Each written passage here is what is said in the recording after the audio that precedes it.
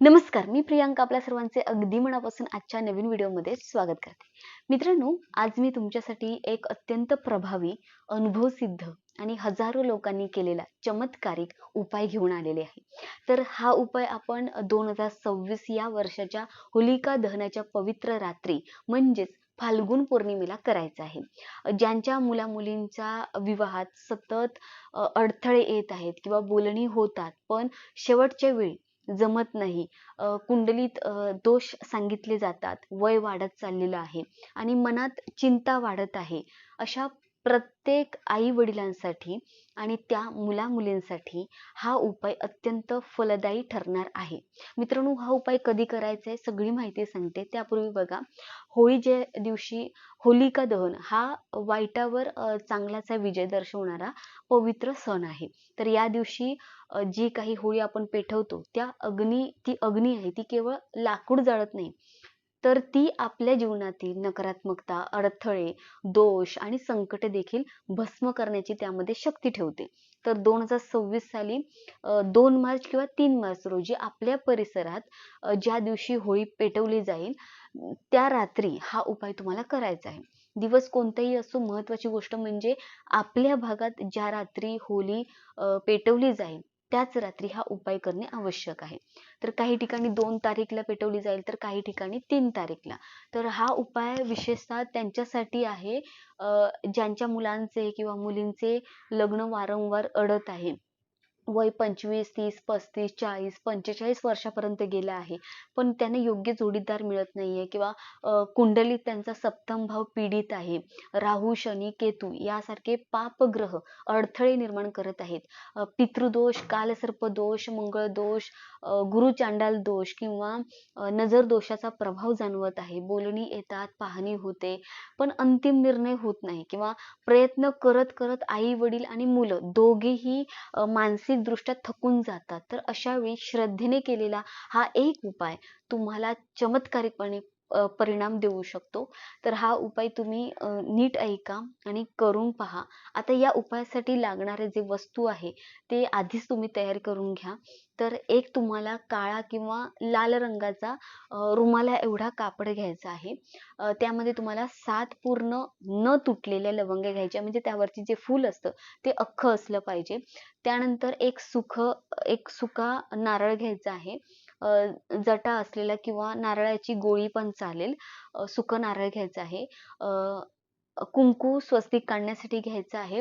एक कलावा म्हणजेच मौली धागा घ्यायचा आहे लाल पिवळ्या रंगाचा. 50 ते 100 ग्रॅम काळे तीळ घ्यायचे आहे. थोडं गोड साखर किंवा गूळ घेऊ शकता आणि गंगाजल घ्यायचा आहे. तर उपायाची सुरुवात बघा, तुम्हाला होळी पेटवायच्या आधी अंघोळ करायची आहे, स्वच्छ कपडे घालायचे आहे आणि सर्वप्रथम तुम्हाला तो काळा किंवा लाल रंगाचा कपडा पसरवायचा आहे. त्यावर गंगाजल शिंपडायचे आहे.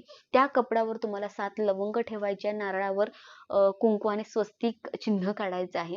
त्यानंतर त्या नारळाभोवती तुम्हाला कलावा 7 वेळा गुंडाळायचा आहे आणि कापडावर काळे तीळ आणि थोडे गोड ठेवून द्यायचे.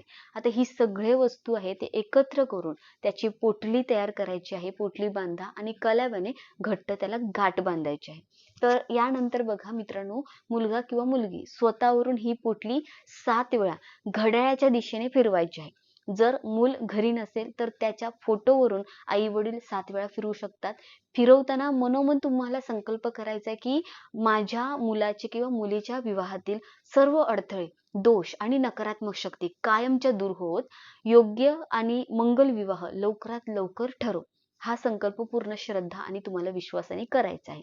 त्यानंतर मित्रांनो पहा, यानंतर ही पोटली जी आहे ती घराच्या देव्हाऱ्यात तुम्ही ठेवून द्यायचं आहे. संध्याकाळी तुपाचा दिवा तिथे लावायचा आहे.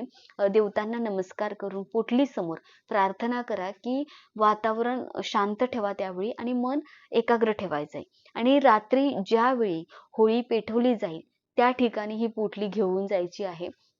शक्यतो घरातील वडील असतील, भाऊ असतील किंवा कोणताही पुरुष सदस्य असेल तर हा विधी करतील.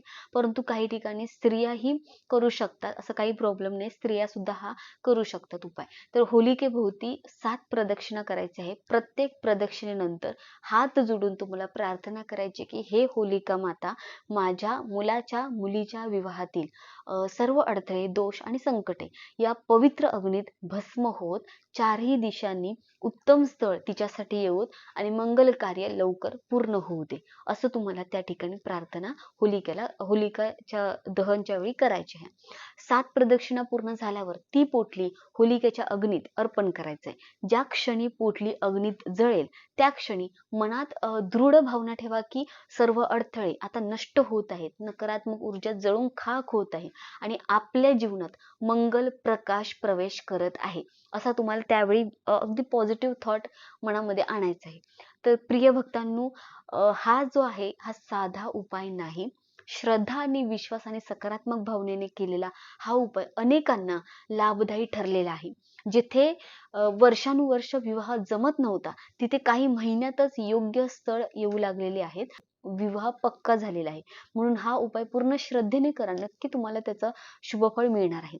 जर तुम्हाला ही माहिती उपयुक्त वाटली असेल तर व्हिडिओला लाईक करा, चॅनलला सबस्क्राईब करा आणि जास्तीत जास्त लोकांपर्यंत हा पॉवरफुल उपाय आहे तो उपाय पोहोचवण्याचा प्रयत्न करा. मित्रांनो, होलिका आज रात्री आहे, तर तुम्ही आत्ताही हा व्हिडिओ तुमच्यापर्यंत पोहोचला असेल तर हा युनिव्हर्सचा एक प्रकारे तुम्हाला संकेत मिळाला आहे आणि हा उपाय तुम्ही करून पहा. नक्की फळ मिळेल. परमेश्वर तुमच्या सगळ्या मनोकामना पूर्ण करो.